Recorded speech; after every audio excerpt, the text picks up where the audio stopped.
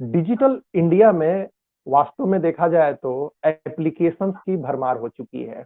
एक से बढ़कर एक विदेशी कंपनियां भारतीय मार्केट को टारगेट करने के लिए आगे बढ़ती नजर आ रही हैं। इसमें देशी खिलाड़ी बहुत ज्यादा नजर नहीं आते हैं, लेकिन उम्मीद की किरण तब नजर आती है जब वयम जैसे एप्लीकेशंस मार्केट में ताल ठोक कर कहते हैं कि हम हैं हम हैं जो डिजिटल इंडिया की नई पहचान बनने के लिए, स्वदेशी पहचान बनने के लिए तैयार है। आज इसी कड़ी में वयम के संस्थापक गौरव त्रिपाठी से बात करेंगे और जानेंगे कि उनका आइडिया क्यों है, उन्हें क्यों ऐसा लगा कि वयम इंडिया में स्टार्ट करना चाहिए और स्टार्ट करने के बाद यह चलेगा और भारतीय जनता के लिए उपयोगी भी होगा, पब्लिक के लिए उपयोगी होगा। इसके अलावा भी बहुत बातें जानेंगे, लेकिन सबसे पहले स्टार्ट करते हैं। गौरव त्रिपाठी जी, बहुत बहुत स्वागत है आपका। धन्यवाद धन्यवाद मिथिलेश जी। वयम से ही स्टार्ट करते हैं।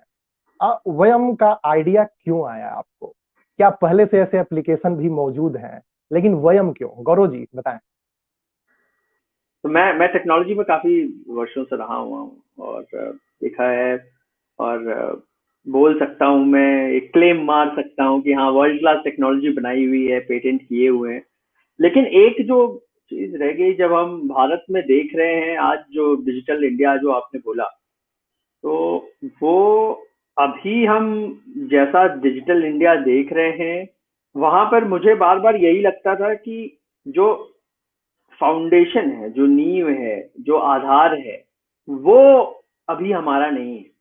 जो डिजिटल इंडिया अभी जो बढ़ रहा है, और हमने देखा है कि कैसे जो जो अभी सबसे बड़े बड़े जो प्लेटफॉर्म्स हैं, जो कम्युनिकेशन मीडिया सब कुछ जहां पर अब जो हो रहा है डिजिटल, वो हमारे नहीं है, वो बाहर के हैं।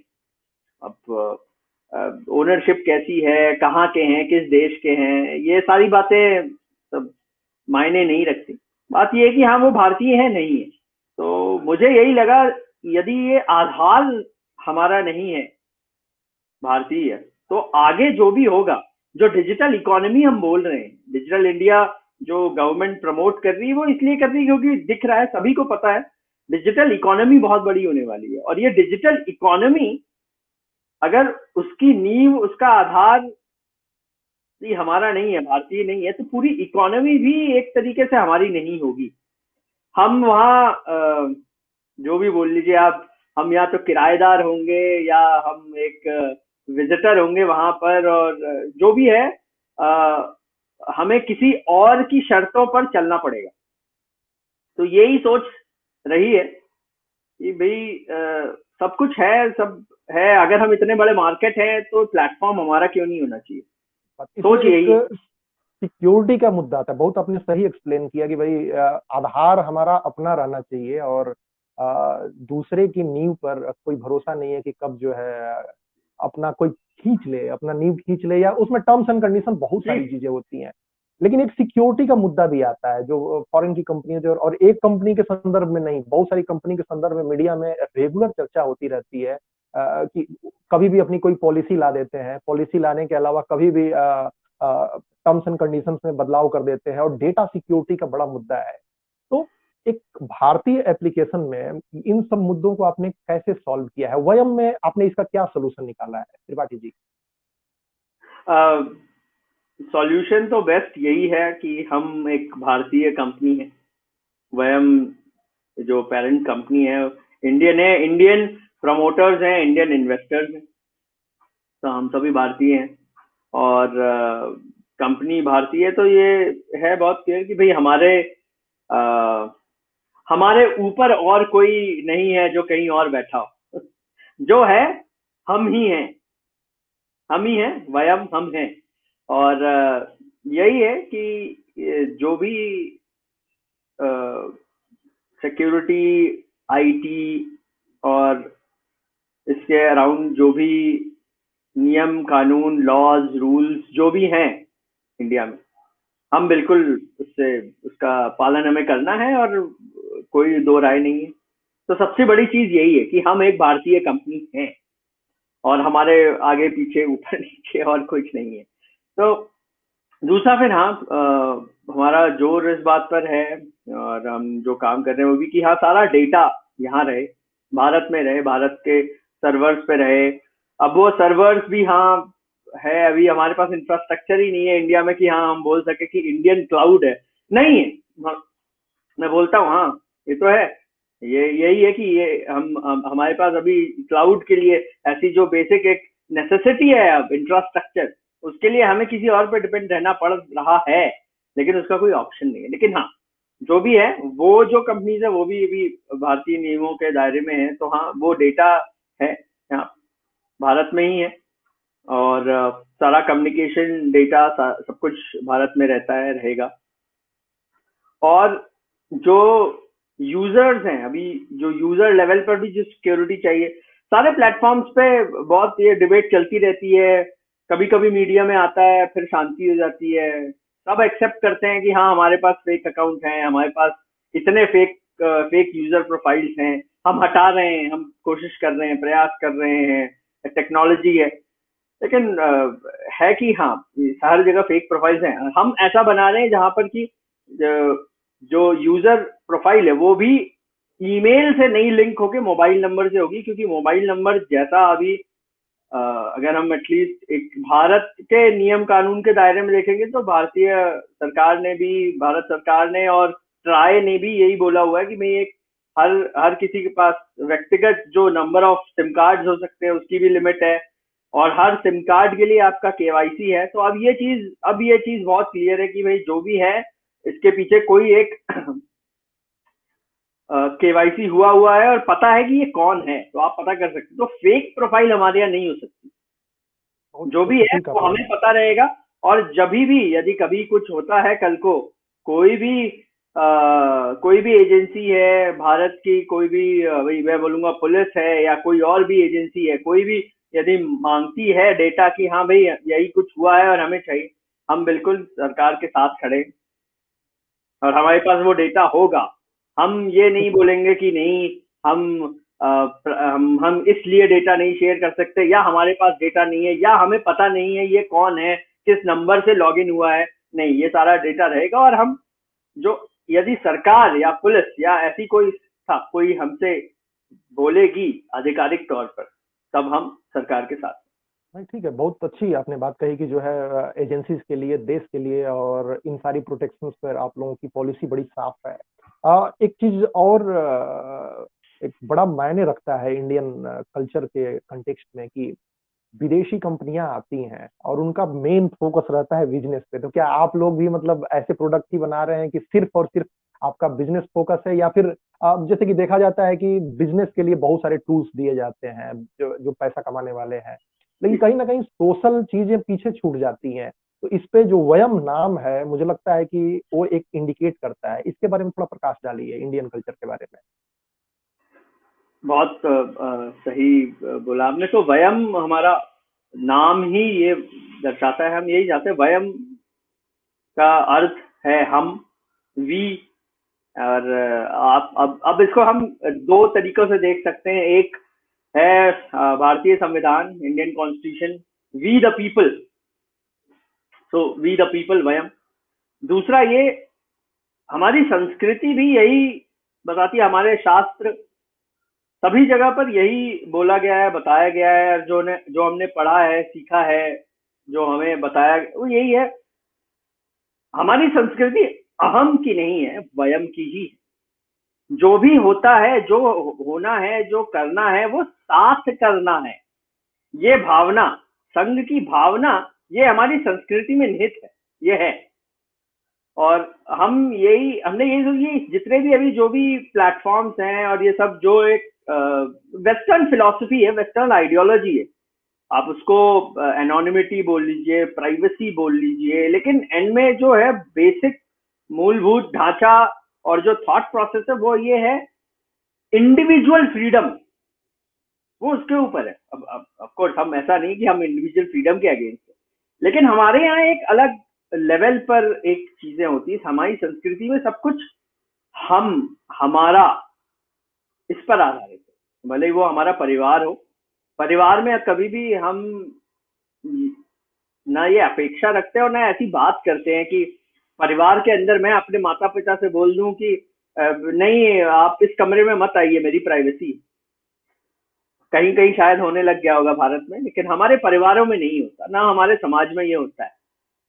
तो भावना यही है, वयम, और संस्कृति यही हम देख रहे हैं कि संस्कृति भी हमारी ऐसी नहीं है कि अहम या मैं अकेला कुछ करूंगा, नहीं, हम करेंगे, हम साथ हैं, हमें साथ रहना है। तो संस्कृति हम यहीं से ले रहे हैं।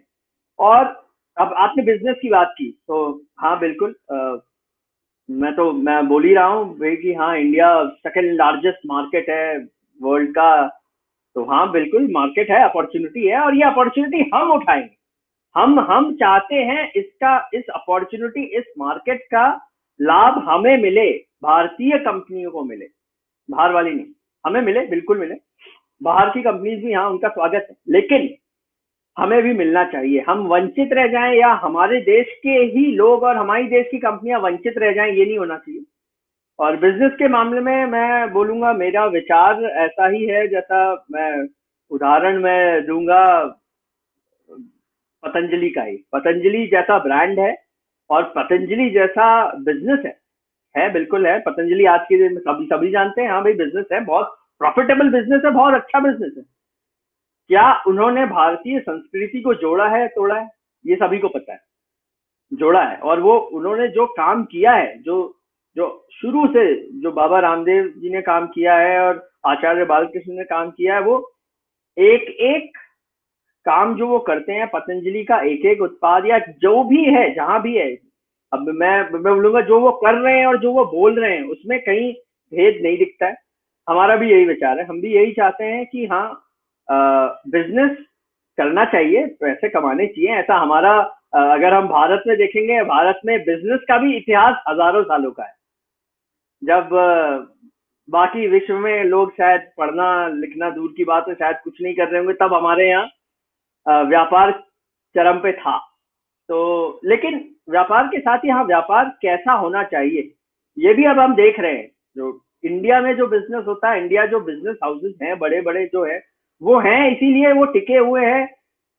एक एथिक्स है, मॉरल है, और ये हमेशा इंडियन बिजनेस का आधार रहा है। आप कोई भी ले लिया, आप टाटा का एग्जाम्पल ले लीजिए या जिनका भी ले लीजिए, मैंने पतंजलि बोला, लेकिन सब कुछ यहाँ है जो भारत में है। भारत में बिजनेस करना भी अपने आप में वो भी एक एक तरीका है। अगर आप वैसे बिजनेस करेंगे जो कि समाज को भी कहीं सहायता करे, देश हित में हो, समाज हित में हो, वो बिजनेस अच्छा है और वो चलेगा।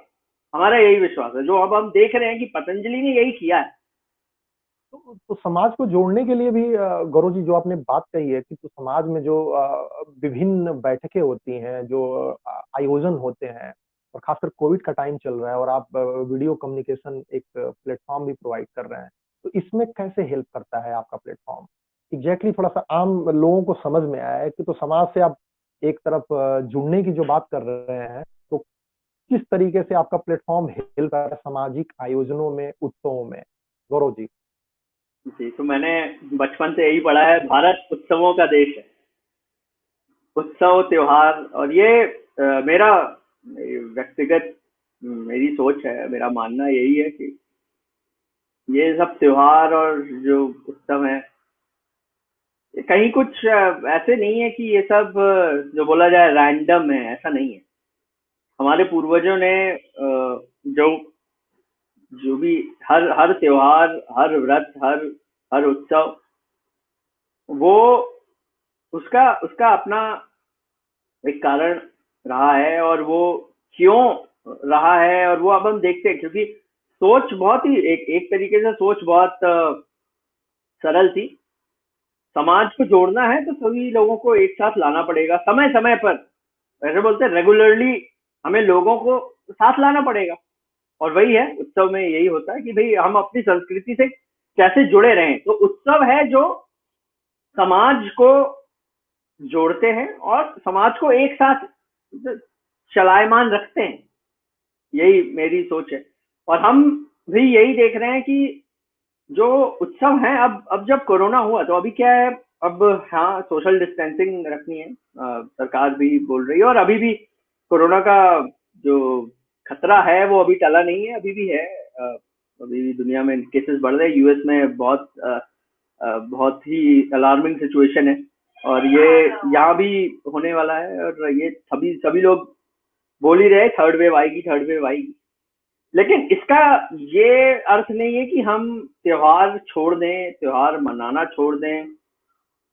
हमें लगता है भाई समाज, हाँ सभी को साथ आना है, साथ आना चाहिए, लेकिन साथ, हाँ साथ आप वर्चुअल, ऑनलाइन, आभासी तरीके से हो सकता है। तो यही हमारा थॉट प्रोसेस रहा है, सोच इसके पीछे यही है कि जो भी हम त्योहार उत्सव है, क्या हम वो ऐसा प्लेटफॉर्म दे सकते हैं जहां लोगों में वही भावना रहे। जब आप कई त्योहार में, उत्सव में जब एक साथ खड़े हैं, वो भावना क्या हम ऑनलाइन ला सकते हैं। तो हमारे प्लेटफॉर्म का उद्देश्य यही है कि वो भावना लाई जाए, ताकि लोगों को लगे हाँ ये ऑनलाइन भी हो सकता है, मैं यहाँ भी लोगों से मिल सकता हूँ, देख सकता हूँ, सुन सकता हूँ, वही एक जो उल्लास है वो यहाँ भी हो सकता है, ऑनलाइन भी हो सकता है। तो यही प्रयास है हमारा। बहुत सही आपने बताया, जो है खासकर कोविड के दौर में तो इन सब चीजों की अहमियत बहुत ज्यादा बढ़ गई है।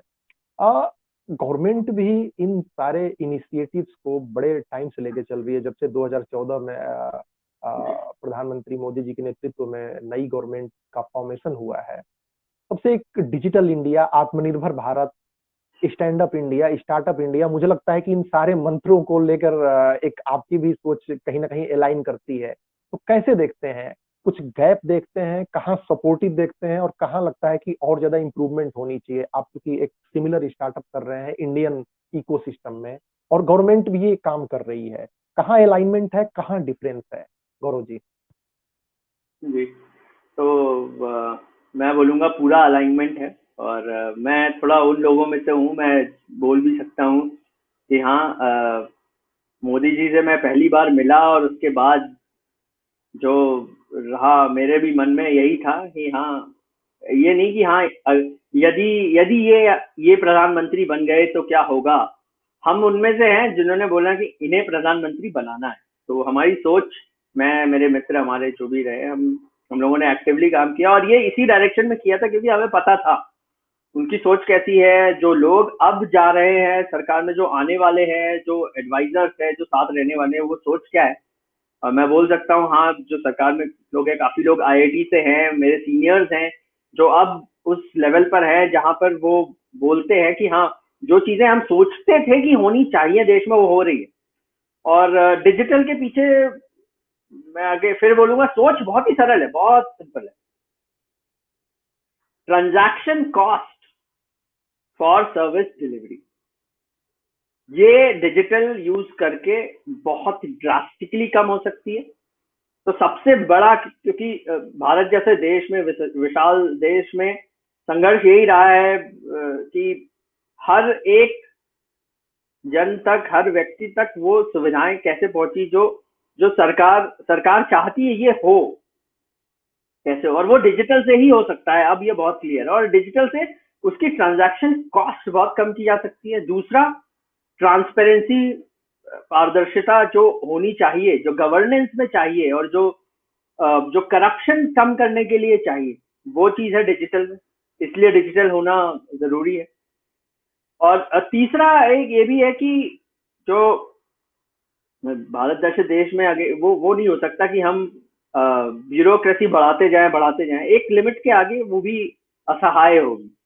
और यहाँ डिजिटल आता है कि भाई काफी सारी चीजें जो ऑटोमेशन है, अब काफी सारी चीजें जो ऑटोमेट हो जाएंगी जब डिजिटल, तो लोगों को भी जो जो सुविधाएं चाहिए, जो जो जानकारी चाहिए, या जो भी उनको करना है, वो सारी चीज, अब आप देखिए बैंकिंग हो, या हेल्थ हो, या एजुकेशन हो, सब कुछ डिजिटल हो गया है ऑलरेडी, हो रहा है भी नहीं।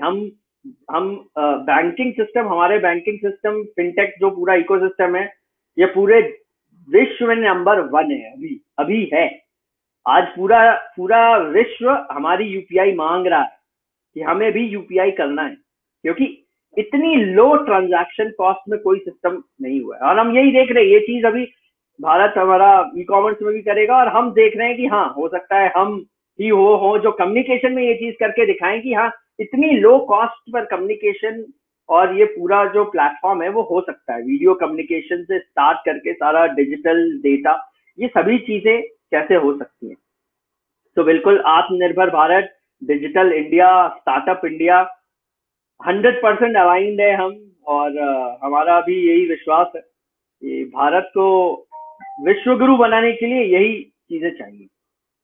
बहुत सही तरीके से आपने इसको एक्सप्लेन किया, और गवर्नमेंट भी कहीं ना कहीं इस चीज के लिए इनिशिएटिव लगातार ले रही है, और एक के बाद दूसरा, दूसरा के बाद तीसरा स्टेप आता जाता है। अब वीडियो कम्युनिकेशन की अगर स्पेसिफिकली हम बात करें, तो देखा जाए कि खासकर रिलायंस का जो एक जियो का एक एंट्रेंस हुई इस मार्केट में, तब से दुनिया बहुत ज्यादा चेंज हुई है, अच्छा खासा चेंज हुआ है। लेकिन फिर भी हम देखते हैं कि वर्किंग कल्चर में या फिर सोशली बात में लोग वैसे फिजिकली मिलना पसंद करते हैं, डिजिटली शिफ्ट नहीं हुए हैं। अगर हम कंपेयर करते हैं आउटर कंट्रीज में, ओवरसीज कंट्रीज को, तो इसमें कहाँ गैप देते हैं, जागरूकता की कहाँ कमी आ रही है। और इस प्लेटफॉर्म पे ऑफ कोर्स क्योंकि आप वयम की बात कर रहे हैं, तो वयम में सिर्फ एक एप्लीकेशन नहीं है, ये पूरे इंडियन इकोसिस्टम की भी बात आप कर रहे हैं कहीं ना कहीं। इसमें जागरूकता के लेवल पे क्या होना चाहिए, कहाँ लैग कर रहे हैं हम, गौरव जी?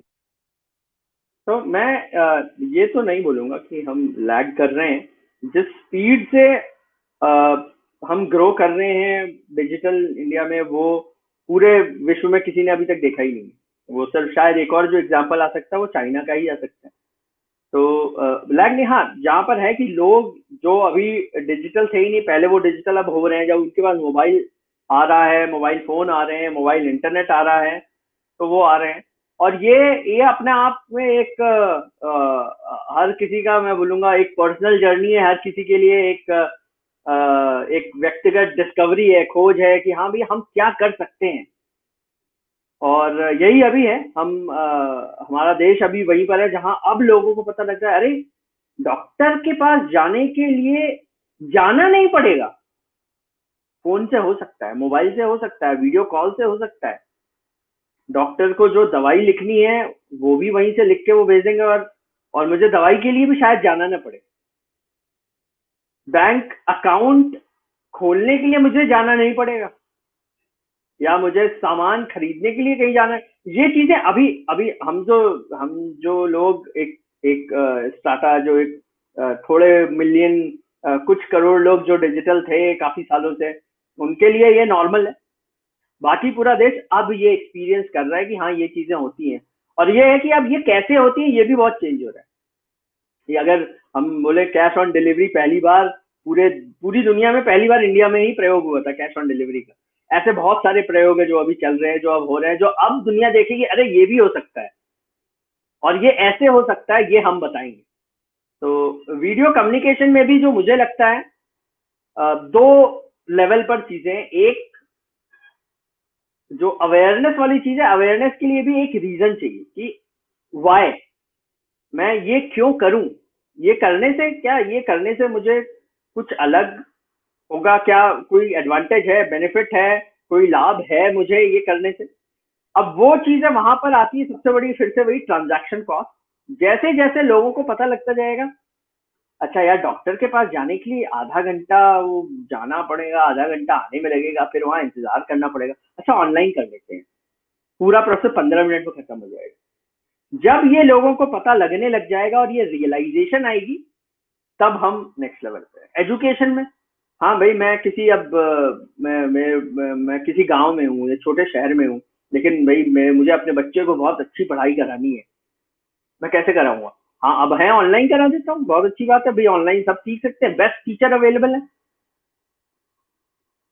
और बड़ा यही चीजें हैं जो अब होने वाली। तो ये जो है ये सब कुछ घूम फिर के वहीं आएगा, ट्रांजैक्शन कॉस्ट। और लोगों को जो बेनिफिट दिखेगा, अब दिखना शुरू हो रहा है, वो दिखेगा जैसे जैसे। दूसरा ये है कि एक, अगर बिल्कुल वीडियो कम्युनिकेशन की बात करें, तो एक बिहेवियरल चेंज जो है, जो बिहेवियर है जो अभी तक रहा है कि हाँ हम इन पर्सन मिलते थे तो ये होता था, क्या होता था, हमें अच्छा लगता था, हम मिलते थे तो हम सिर्फ बात नहीं करते थे, हम साथ में एक वो एम्बियंस रहता था। अब हम हैं कहीं उत्सव है, हम किसी उत्सव जहां भी हो रहे हैं भाई, मैदान में हो रहे हैं या किसी बैंक्वेट हॉल में हो रहे हैं कहीं, एक एम्बियंस क्रिएट होता है और वो जो लुक एंड फील रहती है उस जगह की, वहां से लोगों को लगता है यहाँ कुछ हो रहा है। ये हमने चीज देखी कि वीडियो कम्युनिकेशन में सबसे बड़ा ड्रॉबैक, सबसे बड़ी मिसिंग एलिमेंट है वो यही है। यहाँ अभी हाँ अच्छी बात है कि हम एक दूसरे को वीडियो से देख पाते हैं, लेकिन जो बहुत एक्साइटिंग आपने पॉइंट बताया, मैं इसमें बीच में रोक रहा हूँ कि नहीं, आप एम्बियंस की आप बात कर रहे हैं, तो क्या एम्बियंस मतलब क्या आप लोग देने वाले हैं? क्या मतलब जैसे फूल कोई फेंक सकता है, कोई अपनी, क्योंकि वही एक आध चीजें चलती हैं, इमोजीज हो गई या दूसरी चीजें हो गई, तो एम्बियंस में एक्चुअली क्या फीलिंग दे रहे हैं आप, जो फील करेगा, मतलब एक फीलिंग आएगी लोगों के अंदर? ये थोड़ा सा क्लियरली एक बार जरा इसको डिफाइन कीजिएगा गौरव जी।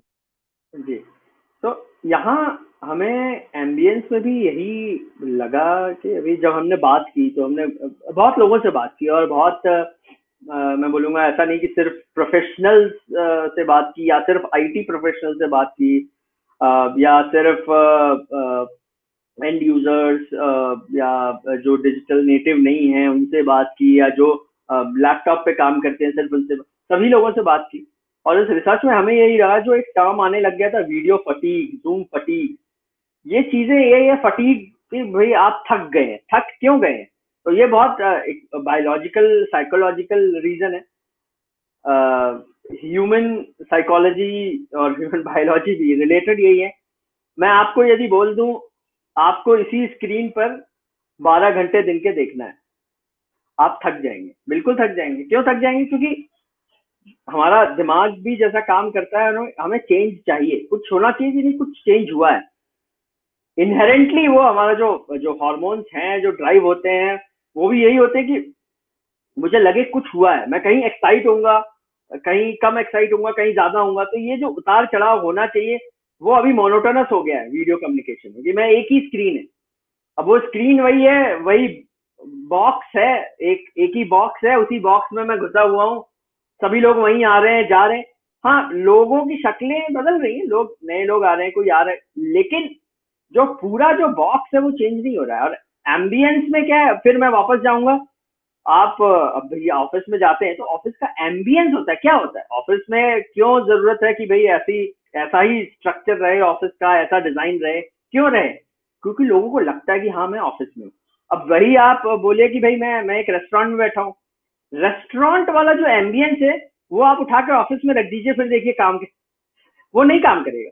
या मैं बोलूंगा अभी आप मंदिर का जो एम्बियंस है, अब आप मंदिर में आप पूजा कर रहे हैं, लेकिन मैं आप बोलूंगा नहीं नहीं आप ना मंदिर में नहीं, आप ऑफिस के एम्बियंस में पूजा करिए, वो नहीं हो सकता भाई। हमारे पूर्वजों ने कुछ सोच समझ के ही, इतनी रिसर्च करके ही मंदिर बनाए, ऐसे बनाए और ऐसा ही रखा है उन्हें, क्योंकि वहां पर वो भावना आती है, वहां अपने आप आपको वो भावना आती है देख के। तो उसमें बहुत जो विजुअल कम्युनिकेशन है, नॉन वर्बल कम्युनिकेशन है, वो बहुत चीजें हैं। तो हमने वही क्रिएट किया कि भाई आप जब आए तो पहले आपको पता लगे आप कहाँ हैं। तो आपका बैकग्राउंड एक सेट हो सकता है, आप वहाँ बैनर्स दिखा सकते हैं कि भाई यहाँ वहां पे आते ही लोगों को पता लगेगा, अच्छा मैं रामायण की कथा में आया हूँ, अखंड रामायण है, क्योंकि वहां श्री राम दिख रहे हैं आपको और ऊपर लिखा हुआ है अखंड रामायण कथा। तो जरूरी नहीं है कि आप इवेंट स्टार्ट होने के समय ही आए, आप पहले भी आएंगे वही दिखेगा आपको, हाँ यहाँ पे ही रामायण कथा होने वाली है। फिर जब बात आई कि एक जो इमोजीज का आपने बोला था, इमोजीज इमोजीज बहुत यूज होते हैं आजकल डिजिटल में एक्सप्रेशन के लिए। हर समय मैं लिख के एक्सप्रेस नहीं करना चाहता, और लिखना कुछ कठिन भी है भारतीय भाषाओं में। और लेकिन हमने ये देखा इमोजीज भी जो है ये भी सारे बहुत ऑब्वियस रीजन है कि वेस्टर्न प्लेटफॉर्म है और enterprise first business first platform रहे हैं। तो जो इमोजीज है वो भी सो कॉल्ड प्रोफेशनल है, वेस्टर्न है भाई। हाँ थम्स अप है, थम्स डाउन है, कुछ अलग अलग मुद्राएं हैं, लेकिन वो ये है जो हमारे एक्सप्रेशन नहीं है। हमारे एक्सप्रेशन अगर हम भारत में देखेंगे तो इससे कहीं ज्यादा है। अब वो हमारा, हम मिलते हैं तो राम राम करते हैं, गुड मॉर्निंग और गुड आफ्टरनून अभी आया हुआ है लेकिन अभी भी यदि हम भारत देखेंगे, पूरे देश में देखेंगे, तो भी मेजॉरिटी अभी भी राम राम है, जय श्री कृष्ण। तो ये हमारा अब यहीं पर एक्सप्रेशन चेंज हो जाता है कि भाई ये क्यों नहीं है, इमोजी में क्यों नहीं है ये। भाई हम पूजा में हैं, सत्संग में हैं, आरती हो रही है, भाई हम बोलेंगे भाई फूल फूल चाहिए हमें, तो फूल क्यों नहीं होने चाहिए यहाँ पे। हमारा अब हमारे भी अपने प्रतीक हैं, जो सिंबल हैं हमारे प्रतीक हैं, हमारे हमारे ध्वज हैं, हमारे बहुत अलग अलग चीजें, तो वो क्यों नहीं है। तो ये भी हमारा था कि हमने बस प्रश्न यही किया कि भाई ये क्यों नहीं है, हमने यहाँ ये होना चाहिए, तो ठीक है हम करते हैं, फिर देखेंगे ये लोगों को कैसा। तो लोगों का रिएक्शन अच्छा रहा, लोगों को बहुत सभी लोगों को ये अच्छा लगा, बहुत अच्छा लगा, और अब हम इसी को ही और आगे बढ़ा रहे हैं।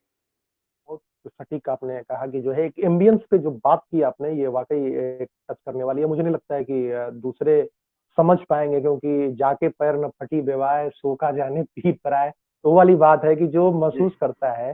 बहरहाल थोड़ा चलते हैं एक आपकी यात्रा पे। तो जैसा आपने बताया कि आईआईटी से करने के बाद अपनी ग्रेजुएशन और एक आगे की अपॉर्चुनिटी डेफिनेटली आपको मिली होगी, तो थोड़ा सा अपनी यात्रा के बारे में एक बार बताएं कि क्या रही और क्या नहीं, संक्षिप्त में एक बार गौरव जी। जी। तो मैं आईआईटी 2001 में आईआईटी बॉम्बे पहुंचा, और वहाँ जाके मुझे लगा कि हाँ दुनिया बहुत बड़ी है और बहुत अलग है, और बहुत कुछ है दुनिया में जो कि हो रहा है, होता है, और मैं यही देखता, तब मुझे जब जब हम बड़े हो रहे होते हैं और छोटे शहरों में होते हैं, तो बिजनेस वर्ड बहुत अलग मीनिंग होती है इसकी। वहां जाके मुझे पता लगा कि नहीं, ये बिजनेस एक एक अलग मीनिंग है, और टेक्नोलॉजी में भी बिजनेस होता है, हो सकता है।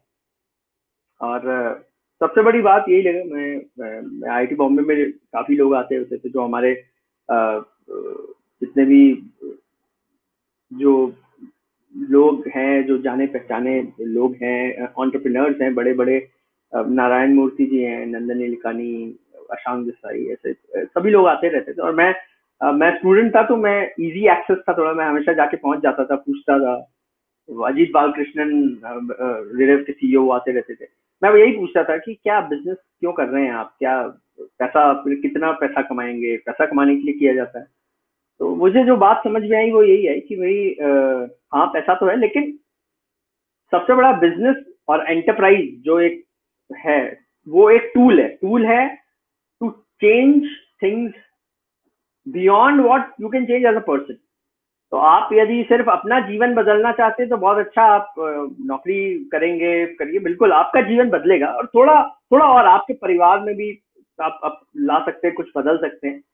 लेकिन यही आपको और बड़े लेवल पर बदलाव लाना है, परिवर्तन लाना है, कुछ बड़ा चेंज लाना है सोसाइटी में, समाज में, देश में, तो बिजनेस एक एंटरप्राइज एक बहुत अच्छा टूल है, मीडियम है।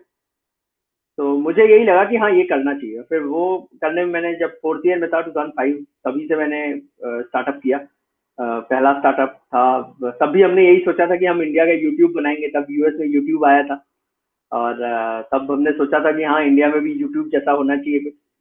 किया हमने प्रयास, लेकिन हाँ तब ये हुआ कि इंडिया में तब तक इंटरनेट ही इतना नहीं हुआ था, पेनिट्रेशन, तो काफी लिमिटेड अपॉर्चुनिटी।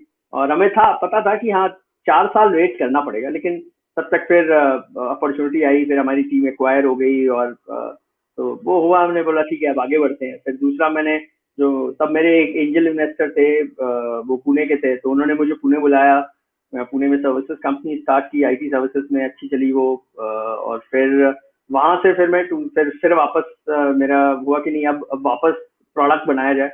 तो 2011 में मैंने प्रोडक्ट स्टार्टअप किया, इनोफ्लेक्सिस, अपने मित्र के साथ, आईआईटी बॉम्बे की बैचमेट थे।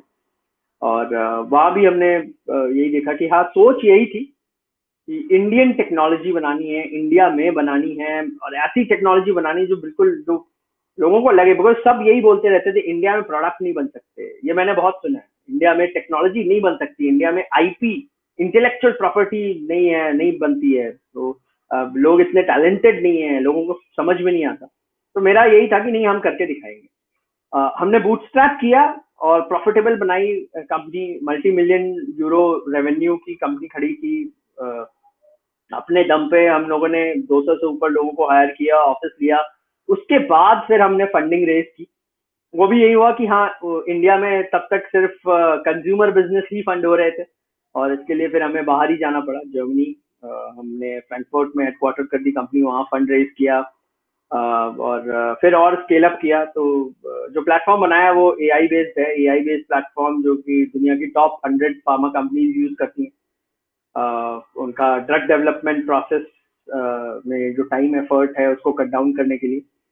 As part of the journey file 100+ patent. As an inventor मैंने 35 पेटेंट फाइल किए हुए हैं, 12 मिल चुके हैं मुझे अलग अलग एरियाज में, artificial intelligence, computer vision, natural language processing, तो अलग अलग टेक्नोलॉजी एरियाज में। हमने ब्लॉकचेन पर भी काम किया। ब्लॉकचेन पर एक हमारे अभी भी जो कंपनी है हमारी, वो इंडियन गवर्नमेंट के साथ भी एक क्लासिफाइड प्रोजेक्ट पर काम कर रही है, और वो भी काफी बड़ा काम है। वो भी जब जब पब्लिक होगा तब लोगों को पता लगेगा कितना बड़ा काम हम कर गए, बट है। और ये सब करते हुए फिर मुझे 2019 में ये लगने लग गया फिर से कि नहीं, अब वहाँ काफी काम हो चुका है, अब कुछ और करना चाहिए। और तब मुझे ये दिखने लग गया था कि हाँ, वीडियो और एआई का बहुत बड़ा लिंक है और बहुत कुछ होना है। और मैंने फिर ब्रेक लिया वहाँ से, उस कंपनी से बाहर आया। 2-3 महीने सिर्फ लोगों से मिल रहा था, बात कर रहा था, बुक्स पढ़ रहा था। फिर तभी जनवरी 2020 मुझे बाकी अपने को फाउंडर्स मिले। कनेक्शन भी बहुत इंटरेस्टिंग था, मेरे बहुत अच्छे मित्र हैं, बहुत फेमस एंटरप्रेन्योर है वो भी इंडिया में। उन्होंने ही कनेक्ट किया, वो उनको मेंटर कर रहे थे। एंड वहाँ से फिर मेरा हुआ कि हाँ, मैं कंपनी में इन्वेस्ट करूंगा। फिर बात चल रही थी, और इसी बीच में एक वीसी फर्म का ऑफर था मुझे ज्वाइन करने के लिए। मैं सोच रहा था हाँ, शायद यही काम अच्छा रहेगा। फिर लॉकडाउन हो गया, तो लॉकडाउन हुआ तो फिर बहुत क्लियर हो गया कि नहीं, अब बहुत अच्छा ये अपॉर्चुनिटी है, क्राइसिस है वर्ल्ड वाइड, लेकिन इंडिया के लिए ये अपॉर्चुनिटी ही होने वाला है। और हमारे लिए भी ये अपॉर्चुनिटी होने वाला है, क्योंकि जो इंडियन मार्केट जो डिजिटल होने वाला था 5 सालों में, वो काम सारा 1 साल में हो गया। वो दिख रहा है हमें 1 साल 2 साल में। और यही था कि हाँ, अब यहाँ पर जो सर्विस डिलीवरी है और सर्विस डिलीवरी कंजम्पशन सब कुछ वीडियो पे आ जाएगा। तो इसी के साथ हमने स्टार्ट किया। और आइडिया यही था कि हाँ, अगर हमें पता है कि सब कुछ वीडियो पे होने वाला है, तो फिर ये अपॉर्चुनिटी इतनी बड़ी है, तो फिर ये हम किसी और को क्यों दें। एज एन इंडियन कंपनी हमें ये बनाना चाहिए, और हमें ये अपॉर्चुनिटी यूटिलाइज करनी चाहिए, हमें एक प्लेटफॉर्म बनाना चाहिए ताकि यहाँ इसके ऊपर फिर और बहुत सारी चीजें बन सकें। तो ये रही है जर्नी। हमने पिछले साल अप्रैल में ज्वाइन हुआ, मैं भी फॉर्मली, हम लोगों ने स्टार्ट किया। और यहाँ से अभी तक तो पूरे एक एक 1.5 साल में हमने काफी चीजें ट्राई की। धीरे धीरे होते होते अब यहाँ पहुंचे हैं कि जहाँ प्लेटफॉर्म ऑलरेडी काफी सारे स्टार्टअप्स और बिजनेसेस और ऑर्गेनाइजेशंस काफी सारे यूज कर रहे हैं, और अब यहाँ है। लेकिन बड़ी मुश्किल पड़ी होगी गौरव जी, लाइक एक इतना सक्सेसफुल करियर और एक जर्मनी में ऑलरेडी एक स्टार्टअप प्रॉफिटेबल बनाकर आपने वहां से मूव किया इंडिया में, तो बहुत कई लोगों ने रोका होगा, दोस्तों ने मना भी किया होगा कि क्या कर रहा नहीं, है वो तू। अब कोई नहीं रोकता, अब सबको पता है मैं पागल हूँ। तो क्योंकि ये मेरा बहुत, मुझे मेरे बारे में मेरा मेरा परिवार भी जानता है, मेरे मित्र भी जानते हैं कि नहीं, इनका नहीं, इनको जो है, और ये ऐसे ही है, और मैं ऐसे ही करता हूँ।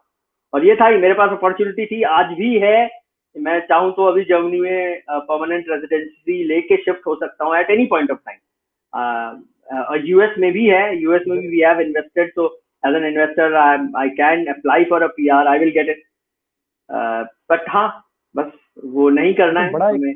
एक एक एक एक बहुत इंस्पायरिंग एग्जाम्पल के तौर पे मैं आपको देख रहा हूँ, लाइक जो ब्रेन ड्रेन करते हैं लोग चंद चीजों को, तो एक्चुअली मैं इसको लॉजिकली समझना चाह रहा हूँ। और बाकी भी जो एंटरप्रेनर्स हैं, आने वाली जनरेशन है, जो एक बाहर अपॉर्चुनिटी देखती है, और आपने इस पूरी इंटरव्यू में एक बहुत क्लेरिफाई किया कि भाई अपॉर्चुनिटी इंडिया में बहुत ज्यादा है।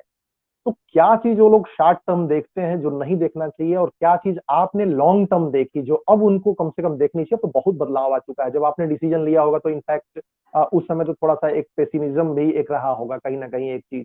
तो अब नेक्स्ट जनरेशन एंटरप्रेनर्स को क्या आपका एक मैसेज क्या रहेगा?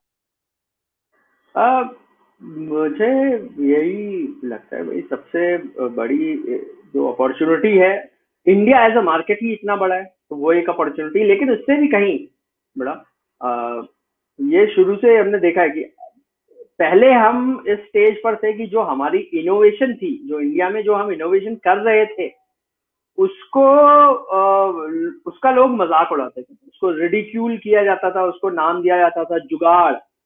और मैं जुगाड़ वर्ड में मैं बहुत पॉजिटिव सेंस में नहीं लेता हूँ, क्योंकि जो ग्लोबल मीडिया में जुगाड़ वर्ड गया है वो बहुत नेगेटिव सेंस में गया हुआ है। उसका मतलब ही यही गया है कि भाई इंडियंस इनोवेटिव नहीं है, ये कुछ तो कर लेते हैं जोड़ तोड़, जुगाड़ू है, इनोवेटिव नहीं है।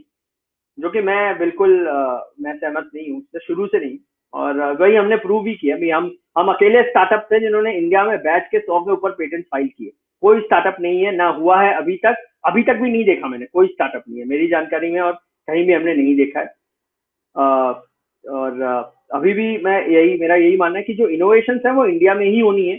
और वो इनोवेशन अब ऐसी होंगी जैसे यूपीआई है, ऐसी आधार, यूपीआई, ये सारी इनोवेशन ऐसी होने वाली है जब आप इंडिया की प्रॉब्लम सॉल्व करेंगे, और जब आप इंडिया के बाहर वो सॉल्यूशन लेके जाएंगे, वो और भी बड़ा मार्केट है। और वो ये ऐसा एक, सॉल्यूशन ट्राइड टेस्टेड प्रूवन होगा कि एक बाकी सबसे दुनिया बड़ा उसे आंख बंद करके लेगी। ये सबसे बड़ा एग्जांपल अभी एक आया जो मैं इसमें ऐड कर दूं, यूपीआई और आगे आधार वाला, ये कोविन वाला जो आया है, इसकी तो बहुत भारी जी, डिमांड हो गई कोविन, मेरे ख्याल से, जी। कोविन वाला की। और क्या है, इतनी बड़ी सभी आप पॉपुलेशन को। है, अभी अभी हमने देखा है कि कुछ महीनों पहले और पिछले साल सारी दुनिया बोल रही थी नहीं भारत में तो लाशें भिज जाएंगी, करोड़ों लोग मर जाएंगे, भारत की बात ही नहीं है कि भारत में इतनी वैक्सीनेशन हो सके, स्पीड से हो सके, हॉस्पिटल नहीं है, ये नहीं है। हम यही हैं, पूरे विश्व में सबसे ज्यादा तेजी से बढ़ती हुई इकोनॉमी है। 60 करोड़ का जो टारगेट लिया गया था, हम उसको अचीव नहीं, उसको पीछे छोड़ चुके हैं, 65 करोड़ के आगे निकल चुके हैं वैक्सीनेशन। वैक्सीनेशन। और जो ये प्लेटफॉर्म है वो प्रूवन है कि भाई सारी सारी दुनिया मांग रही है इन्हें। और हम जो जब कोविड स्टार्ट हुआ था तो जो नेट इंपोर्टर थे हेल्थ केयर में, अब हम नेट एक्सपोर्टर हो चुके हैं, बहुत बहुत ही सारी चीजों में नेट एक्सपोर्टर हो चुके हैं। और यही है, हमें मुझे यही लगता है कि डिजिटल में भी बहुत जल्दी वो समय आएगा जब प्लेटफॉर्म्स भी इंडिया से निकलेंगे और वो पूरी दुनिया बोलेगी हमें ये यूज करना है। बहुत सटीक, और एक जो पाथ एक होता है कि दिखाने वाला और एक चीजें करने वाला, क्योंकि ये आगे मुझे लगता है कि आम जनता तक ये खबरें पहुंची है कि कहीं साउथ अफ्रीका, कहीं कोई और कंट्री कोविन एप्लीकेशन, कहीं ब्राजील डिमांड कर रहा है, और बाकी भी दूसरे सॉफ्टवेयर इंडस्ट्रीज है और दूसरे टेक लोगों को भी प्रोत्साहित करेगी, ताकि एक इकोसिस्टम बने, एक डिजिटल आत्मनिर्भर भारत बने। बहुत बहुत बधाई बातचीत करने के लिए। कुछ और अगर आप कोई पॉइंट करना चाहें, बाकी बहुत सारी चीजें इसमें कवर की, वह क्यों लेके चलना चाहते हैं, किस लिए, गवर्नमेंट की इनिशिएटिव क्या है, प्लस आपकी यात्रा के बारे में जाना। बातचीत करने के लिए बहुत बहुत धन्यवाद और शुभकामनाएं कि आपका वयम वाकई वयम मंत्र में बदले और ढेर सारी सफलता प्राप्त करे। बहुत बहुत धन्यवाद गौरव जी। धन्यवाद, धन्यवाद।